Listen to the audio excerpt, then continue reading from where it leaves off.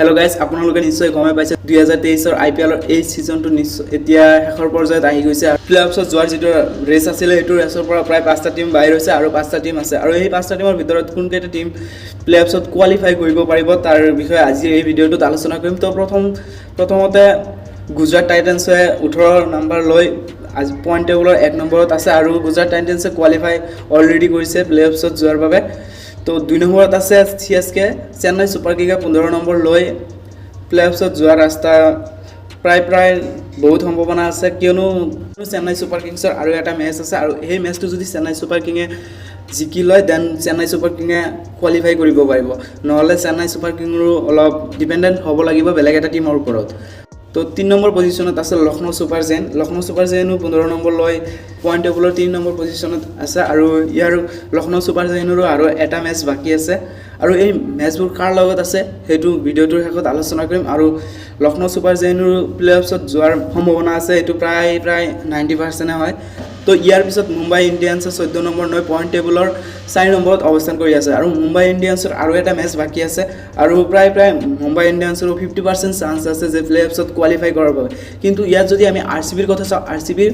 12 number লৈ আছে কিন্তু আৰসিবিৰ পইণ্টটো কম হলেও কিন্তু আৰসিবিৰ আৰু দুটা মেচ আছে দুটা মেচে যদি আৰসিবি জিকি যায় কিন্তু আৰসিবি কোৱালিফাই কৰাটো বহুত সহজ হৈ পৰিব কিয়নো আৰসিবিৰ ৰান ৰেট এতিয়া বহুত ভাল চলি আছে তো এতিয়া চাও যে বাকি যিকিটা মেচ আছে RCB Mumbai Indians Lucknow Super Giants CSK Gujarat Titans বাকি যিবোৰ মেচ হ'ব কাৰ লগত হ'ব আৰু কোৱালিফাই কৰিব পাৰিব না নাই তাৰ বিষয়ে আলোচনা কৰিম গুজৰাট টাইটান্সৰ এটা মেচ বাকি আছে যেটো 21 মেত হ'ব আৰু এই মেচটো আৰসিবিৰ লগত হ'ব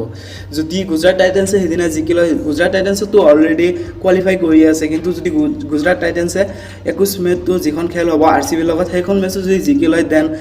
আৰসিবিৰ অলপ প্ৰবলেম হ'ব সিএসকেৰো আৰু এটা মেচ বাকি আছে যেটো 20 মেৰ দিনা 20 মেত খেলা হ'ব আৰু এটো আছে দিল্লী ক্যাপিটালছৰ লগত তো গাইস মই এটা আপোনালোকক এটা কথা জনাই দিও যে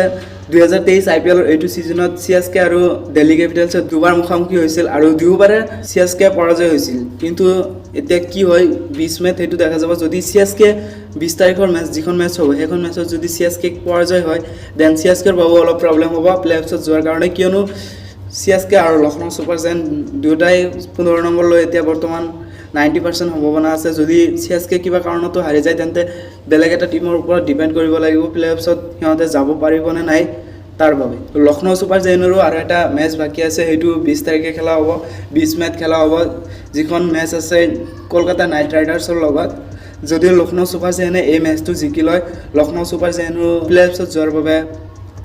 সম্ভাৱনাটো বাঢ়ি যাব আৰু মুম্বাই ইণ্ডিয়ান্সৰ আৰু এটা মেচ বাকি আছে যেটো আছে সানৰাইজাৰ্ছ হায়দৰাবাদৰ লগত মুম্বাই ইণ্ডিয়ান্সে যদি এই মেচটো কিবা কাৰণত যদি হাৰি যায় দেন মুম্বাই ইণ্ডিয়ান্সৰ অলপ প্ৰবলেম হ'ব কিয়নো আৰসিবিৰ আৰু দুটা মেচ বাকি আছে যদি আৰসিবি দুটা মেচ জিকি লয় দেন মুম্বাই ইণ্ডিয়ান্সতকৈ আৰসিবি আগত গুচি যাব আৰু আৰসিবিয়ে কোৱালিফাই কৰিব তো এতিয়া যদি চাও আৰসিবিৰ দুটা মেচ বাকি আছে এই দুটা মেচ এটা হ'ব সানৰাইজাৰ্ছ হায়দৰাবাদৰ লগত 18 তাৰিখত আৰু এটা আছে গুজৰাট টাইটান্সৰ লগত 21 তাৰিখত যদি আৰসিবি দুটা মেচ জিকি লয় দেন আৰসিবি 2023 IPL এই সিজনত প্লেঅফছত যোৱাৰ যেটো ৰেচ আছিল তাতে কোৱালিফাই কৰিব তো গাইস আপোনালোকে কি ভাবে যে 2023 IPL এই সিজনটোত কোন চাইটা টিমে প্লেঅফছত কোৱালিফাই কৰিব হেতু নিশ্চয় কমেন্ট কৰি জনাব আৰু